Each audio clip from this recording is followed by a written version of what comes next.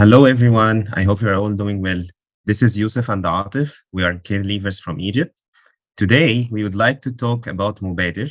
It's a leadership program that had a personal impact on our lives and on many of our brothers and sisters in different care homes in Egypt. So, what is Mubadir? Mubadir is an Arabic word that means being proactive. It's a program provided by wataneya Society for Children and Youth Without Parental Care. The program addresses the community leadership methodology developed by Professor Marshall Gans, a professor at Harvard University who defines leadership as empowering others to achieve a common purpose under uncertain circumstances. The challenges that youth without parental care in Egypt face are endless, from social stigma to lack of resources, discrimination, low quality of life, and many more. Wataneya Society had the resources, the knowledge, and the technical skills. Orphans, on the other hand, are the manpower. We have the assets, the capacity to learn, and most importantly, the desire to improve our lives. Throughout the program, we are trained on a community leadership skills, which include conflict resolution, planning, coaching, building relationship, and organizing. Once we learn these skills, we are divided into teams where we start to design initiatives that focus on our cause from different perspectives. It's important to emphasize that as community organizers, we don't work on a challenge from our point of view. We use a participatory approach to engage the community in the process, starting with one-on-one meeting to learn more about the challenges they face and would like us to address throughout our campaigns. The more the challenge we are addressing are relevant to our fellows, the more they will be able to relate to it, and thus they will show dedication and commitment to our campaign, hoping for radical changes in that matter. So far, two cohorts graduated from Mubadir. Each cohort consists of three campaigns. And now I will let my colleague Atif to talk more about the campaigns in this program. Thank you, Yusuf. In the first cohort, there were three initiatives, Tafarih and Ambassadors of Change and Nagi.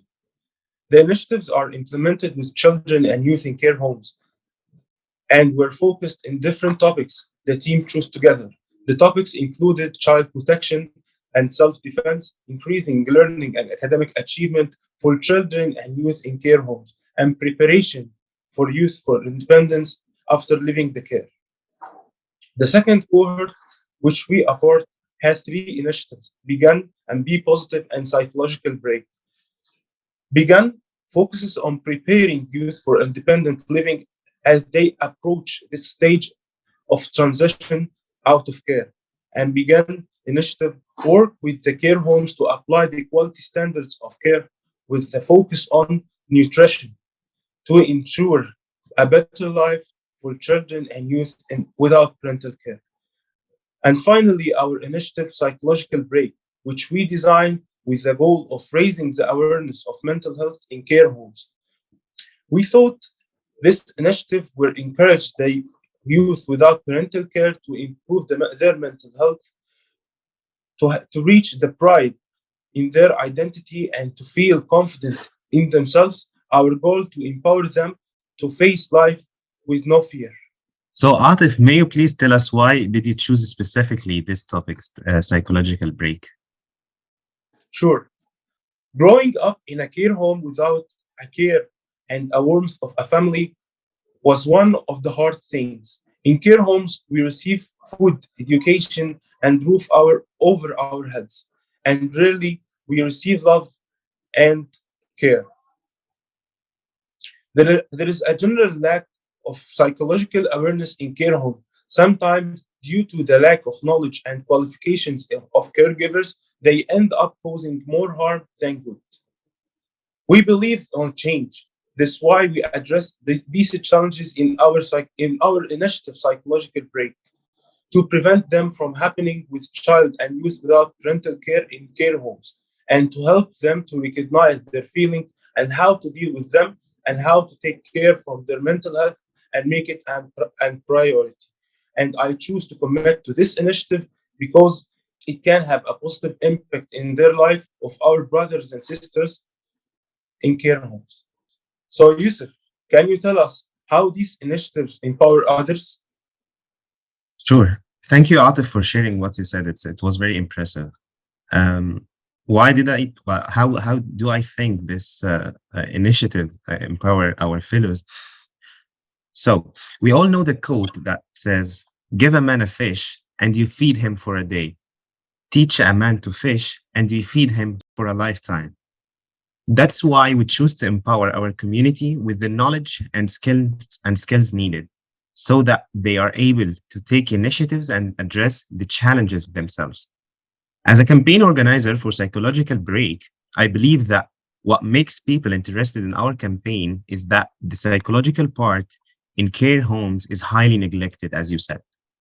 Unfortunately, some caregivers believe that as long as orphans eat, dress, and drink, and have their bed, they are good and don't need anything else. Yet, I always like to refer to Maslow's hierarchy, so I'm going to share it with you right now. As you see, according to Maslow's hierarchy of needs, this is only the basic level of needs, which is the physiological need. So, in order for a person to fulfill their self, they have to go throughout these all five phases: safety needs, love and belonging, and then esteem. So, esteem, which means self respect and self esteem and recognition and strength, freedom, all of that comes after the three phases below: safety needs, physiological needs, love and belonging. So a man cannot, or a woman, yani a one cannot achieve his or her self-respect without all these phases. Unfortunately, this doesn't take into account the other needs of children and youth without parental care, like the sense of belonging and many other psychological needs, which is why we felt it's important to address mental health and well-being because it's rarely being covered in Egypt in general, and specifically and more particularly in care homes. After all, I would like to say that participating in such a program didn't only help my fellows solve their issues and face their challenges, it also helped me as a person. It shaped my mind totally. It was very beneficial to me in both personal and professional life. The skills I acquired from communication to time management to relationship building and leadership are all essential skills nowadays. Besides, as a person, it's made me more mindful and more resilient, strengthened my sense of agency and my ability to change, even when it sometimes seems impossible. I'm sure that we did marvelous things. What do you think, Atif? Any final thoughts you want to add? Sure, Yusuf. Literally, I'm grateful for the opportunity to join Mubadir. Thank you, all my friends and the campaigns, and to all who joined me in this learning journey. Thank you all. Thank you. Thank you, everyone. Bye.